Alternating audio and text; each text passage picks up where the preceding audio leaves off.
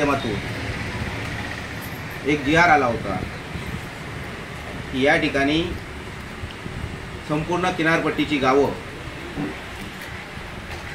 सिडकोच्या ताब्यात देऊन विकासक म्हणून त्यांच्याकडे सर्व अधिकार असणार आहे। खरं तर कोकण किनारपट्टीचं हे वैभव आणि हे वैभव जपण्यासाठी निश्चितपणे इथले सरपंच, इथले स्थानिक जिल्हा प्रशासन, जिल्हा परिषद सदस्य असतील, हे सर्वजण त्या परीने या ठिकाणी काम करत असतात आणि या कोकणाचं वैभव आणि गाव पण टिकवून या ठिकाणी विकासाचा एक दरवर्षी आराखडा तयार केला जातो, गाव विकासाचा। आणि त्या माध्यमातून आज या ठिकाणी या गावाचा विकास आराखडा तयार करून त्या गाव विकासाचं मॉडेल तयार केलं जातं।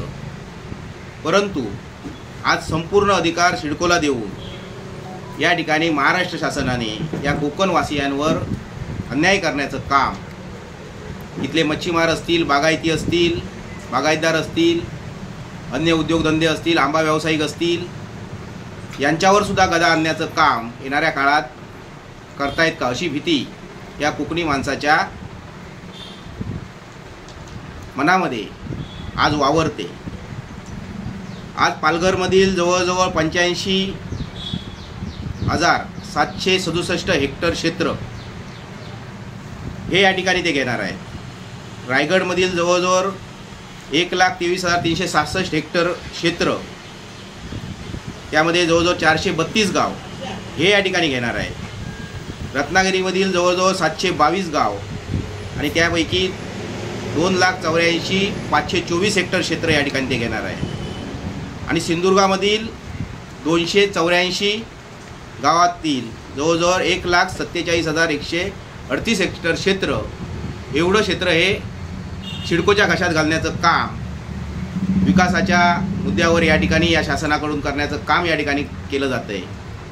परंतु येणाऱ्या काळामध्ये आमचं एक वेगळं अभियान असणार आहे की सिडको हटाव आणि गाव बचाव या अभियानाद्वारे इथला मच्छीमाराचे हक्क अबाधित राहिले पाहिजेत, इथल्या गाव वहिवाटी ज्या काही असतील त्यांचे अधिकार अबाधित राहिले पाहिजेत। यासाठी मोठं आंदोलन उभं करण्याचं काम येणाऱ्या काळामध्ये शिवसेना उद्धव बाळासाहेब ठाकरे यांच्या वतीने करणार आहोत। खरं तर या ठिकाणी त्या गावाच्या सरपंचांकडे असतील किंवा एका प्राधिकरणाकडे पैसे देऊन त्या गावाचा विकास मोठ्या प्रमाणावर केला जाऊ शकतो, परंतु 15 वित्त आयोगाच्या माध्यमातून एक थोडीशी मदत देऊन त्या ठिकाणी गावाचा विकास होणार नाही।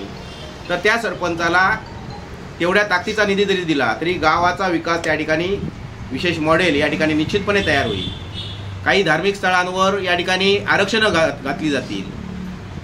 आज अनेकांना विस्थापित होण्याची सुद्धा भीती आज या सिडकोच्या माध्यमातून प्रत्येक कोकणी माणसामध्ये या ठिकाणी दिसून येते आणि तुटपुंज काहीतरी मानधन देऊन त्यांना विस्थापित करण्याचं काम हे सिडकोच्या माध्यमातून हे महाराष्ट्र शासन करणार का, हा प्रश्न या ठिकाणी निश्चितपणे आमचा आहे। त्यामुळे येणाऱ्या काळात सिडकोच्या माध्यमातून येणाऱ्या या विकासाला ते विकासाचं रूप म्हणतायत, परंतु हा कोकण भकास करण्याचं काम या ठिकाणी यांच्या माध्यमातून होणार का, हा प्रश्न या ठिकाणी निश्चितपणे आमचा आहे।